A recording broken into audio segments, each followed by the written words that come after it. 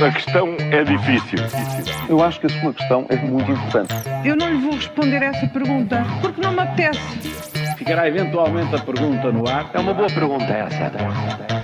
E esta segunda-feira falamos de mãos ao ar. Isto é um processo judicial. Câmara com a mala cheia. Os que ficam para trás agarrem-se não ao chumbo. Mas, Paulo, começamos pelo assunto do dia ou da madrugada. O sino desta noite serve para nos recordar do inevitável. Olha, Maria João Sandra, não é? E o inevitável, que é dito por todos os especialistas, é que mais cedo ou mais tarde vai acontecer um sismo importante que vai ser sentido em Portugal e que pode ser grave, não é? Só não sabemos é quando. Portanto, a questão não é se acontece, mas antes quando acontece. E condição disso e do elevado risco geológico do país, o importante de facto é tomar as medidas possíveis para proteger pessoas e bens antes que isso aconteça. Será que estamos a fazê-lo? Bom, nós gostávamos muito de acreditar que sim, não é? E hoje acaba por ter um pouco um teste a tudo isso. E olhando agora para a política, Bruno, para onde vai a Iniciativa Liberal? Não sei, por agora está no Algarve, essa é a primeira informação relevante. Foi aí na quarteira que Rui Rocha, o líder do partido, falou aos militantes liberais e aos portugueses e anunciou que se o governo não transformar o país, a Iniciativa Liberal votará contra o orçamento. Ora, falta pouco tempo, conseguirá o governo transformar o país e dessa forma convencer os liberais a aprovar o orçamento?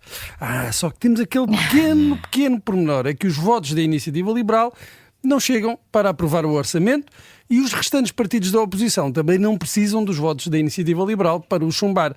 Será que Rui Rocha falou num tom ameaçador precisamente por saber que os votos dos deputados do partido não contam para nada? Ainda bem que faço esta pergunta, não é?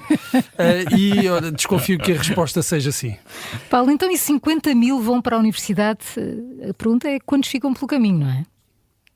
Desculpem lá estar a olhar para o copo meio vazio, não é? Quando há 50 mil alunos de parabéns porque foram colocados no ensino superior, os dados são deste fim de semana, mas num país que se quer decente e desenvolvido, esta é a normalidade, não é? Quem não opta pelo ensino profissional, que é tão desvalorizado, ainda por cima em Portugal, tem como sequência normal a faculdade. A questão que nos deve preocupar é outra, não é? Quantos alunos ficam pelo caminho, precisamente nesta fase, por falta de condições económicas? Quantas famílias fazem contas ao alojamento, deslocações, alimentação, livros e por aí fora e desistem da candidatura? E quantos é que, obviamente, depois, nestas condições, não são socorridos pelos serviços sociais? De facto, devíamos olhar mais para esta falha do elevador social.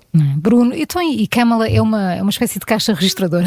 Câmara está sempre a faturar, é incrível.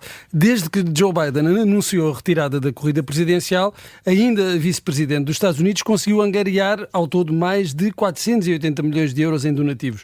Só durante a Convenção Democrata, na semana passada, aquele verdadeiro festival de verão em que participaram todas as estrelas da companhia democrata, a campanha de Kamala recebeu 73 milhões de euros dos norte-americanos. Segundo a diretora de campanha, é o maior valor de sempre de uma campanha presidencial no período idêntico. E para este valor têm contribuído os pequenos dadores e os donativos populares, com cerca de 1/3 dos donativos a virem de pessoas que nunca tinham dado dinheiro para campanhas políticas, sendo que a maioria são mulheres e cerca de 20% jovens eleitores. As profissões que mais têm contribuído para a campanha de Kamala são professores e enfermeiros. Se as eleições fossem decididas pelo dinheiro em caixa, Kamala Harris já podia encomendar as faixas, como se costuma dizer no futebol. Na conferência de imprensa eu vou voltar a falar com mais detalhe sobre este assunto, por causa de uma notícia que está no New York Times. Ficamos curiosos. E Paulo, quando os tribunais demoram 17 anos a fechar um caso laboral, será que podemos chamar a autoridade? Chamem a polícia. Olha, poder chamar a polícia ou da guarda, neste caso, não é? Uma expressão antiga que caiu em desuso. Poder chamar, podemos, não é? Sim. É exato. Mas não adianta muito, porque o protagonista desta história é ele próprio uma autoridade, mais precisamente, lá está, guarda da GNR, ou militar da GNR, como se diz agora. Bom, a história está no Jornal de Notícias e conta-se rapidamente. Há uns anos, este militar da GNR entreteve-se a assaltar bancos.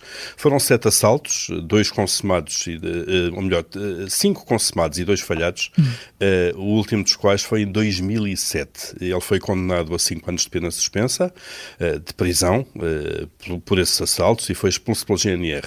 Bom, mas contestou a expulsão e seguiu de recurso em recurso até agora. Portanto, só 17 anos depois do último assalto é que os tribunais confirmaram definitivamente que um agente da GNR que assalta bancos não pode, de facto, estar ao serviço das entidades que também têm como função evitar assaltar bancos, não é? Portanto, 17 anos demorou a justiça, só isto já é um caso, de facto, um caso de polícia, não é? A questão é difícil. Eu acho que a sua questão é muito importante. Eu não lhe vou responder essa pergunta porque não me apetece. Ficará eventualmente a pergunta no ar. É uma boa pergunta essa. Vamos olhar ainda para as audiências da Rádio Observador. Vamos, pois. Subiram 40% a nível nacional. Ontem nos deitámos e hoje acordámos todos com um sorriso assim daqueles de orelha. Sem dúvida. Sim, vale a pena acordar cedíssimo. Estamos no FM, estamos em online, estamos em vídeo também no YouTube. João Francisco Gomes, jornalista do Observador, fez esta viagem no avião que transportou o Papa. Acabámos agora mesmo de aterrar aqui no aeroporto de Lisboa, como creio que todos poderão ter acompanhado. Rumamos até Paris. É preciso recuar a 1981 para encontrar uma segunda volta de legislativas em França que tenha uma participação como a que se prevê que será deste domingo. Chamo José Carlos Duarte, o enviado especial do Observador a estas eleições no Reino Unido. Os líderes dos principais partidos já foram votar esta manhã. Obrigada mais uma vez e muitos parabéns. Parabéns a todos, que todos juntos fazemos a rádio. Obrigada aos nossos ouvintes. Rádio Observador. Aconteça o que acontecer. Agora são 7h26.